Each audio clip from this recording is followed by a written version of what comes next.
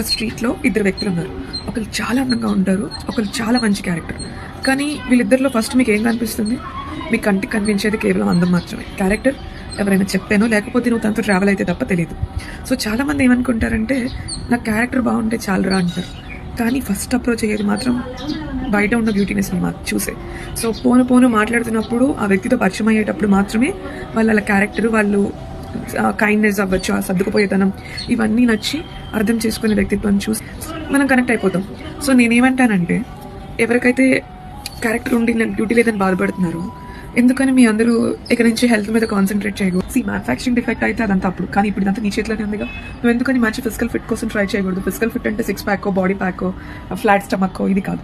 ఫిజికల్గా ఫిట్ అంటే ఎన్ని ఎక్సర్సైజ్ మీరు కనుక చేయడం స్టార్ట్ చేస్తే మీకు తెలియకుండానే మీ మెంటల్ హెల్త్ చాలా ఇంప్రూవ్ అవుతుంది. ఇది ఎక్కడో ఎవరో చెప్తేనే కొటేషన్ చెప్తేనే చెప్పట్లేదు, నేను పర్సనల్గా ట్రై చేసి నేను అనుభవించింది కాబట్టి మీకు షేర్ చేస్తున్నాను. మనం ఈ ఫిజికల్ ఫిట్గా ఉండడం కోసం మనం చేసే ఈ ప్రయత్నంలో మనం మంచి ఫుడ్ని తీసుకోవడం స్టార్ట్ చేస్తాం. అప్పుడు నీ బ్యూటీ అనేది పెరుగుతుంది. బ్యూటీ డజంట్ లై ఇన్ ద కలర్. నేను మళ్ళీ చెప్తున్నా, కలర్కి బ్యూటీకి సంబంధం లేదు. Beauty lives in the 2 ways. ఒకటి నీ క్యారెక్టర్, రెండోది నువ్వు ఎంత హ్యాపీగా, ఎంత మంచిగా అందరినీ పలకరిస్తావు, ఎంత కైండ్గా ఉంటావు అనేది నీ బ్యూటీ. అంటే that is the definition of beauty in my dictionary. మీ డిక్షనరీలో డెఫినేషన్ మారిపోవచ్చు, ఐ డోంట్ నో.